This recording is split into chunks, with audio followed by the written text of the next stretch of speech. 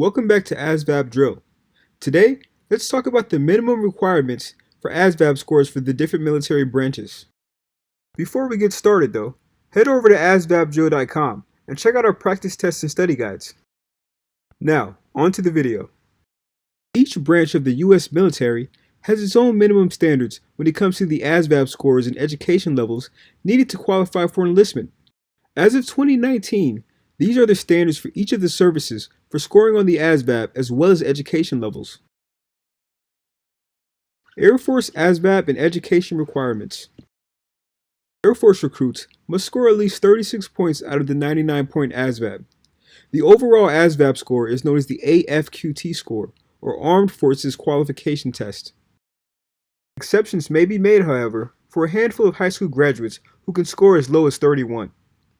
The vast majority, some 70%, of those accepted for an Air Force enlistment achieve a score of 50 or above. Your chances of joining the Air Force without graduating from high school are slim. Even with the GED, the chances are not good. Only about half of 1% of all Air Force enlistments each year are GED holders.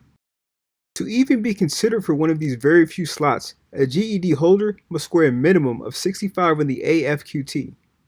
The Air Force allows a higher enlistment rank for recruits with college credit.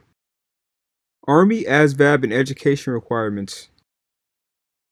The Army requires a minimum AFQT score of 31 to qualify for enlistment. To qualify for certain enlistment incentives, such as enlistment bonuses, an Army recruit must score a minimum of 50. Side note, the Army allows more recruits to enlist with a GED than any other branch. The Army even has a special program called Army Prep School that allows individuals to enlist who have no high school diploma or GED. Like the Air Force, the Army also offers a higher enlistment rank for recruits with college experience. Unlike the Air Force, where the maximum initial enlistment rank for college credits is E3, the Army offers the rank of E4 for those with a bachelor's degree. Marine Corps ASVAB and education requirements.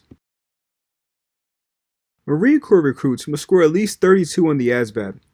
Very few exceptions are made, about 1%, for some otherwise qualified recruits, exceptionally qualified that is, with scores as low as 25.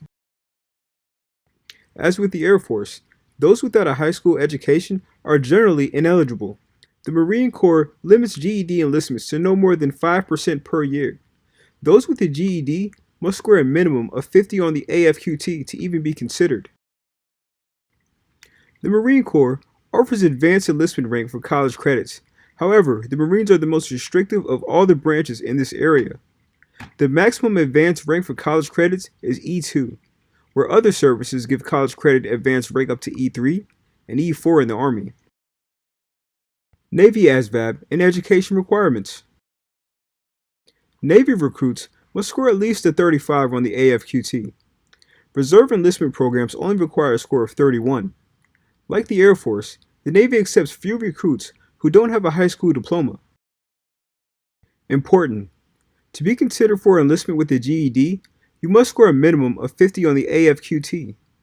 You must also have no drug use on your record and at least 3 references from influential members of the community. Any police involvement other than minor traffic offenses will also disqualify a GED applicant. Coast Guard ASVAB and education requirements. The Coast Guard requires a minimum of 40 points on the AFQT. A waiver is possible if a recruit's ASVAB line scores qualify them for a specific job, and the recruit is willing to enlist in that job. For a very few, less than 5%, who will be allowed to enlist with a GED, the minimum AFQT score is 50. The Coast Guard offers advanced enlistment rank of E2 for 30 college credits and E3 for 60 credits. Alright guys, those were the minimum required scores for every branch of the military.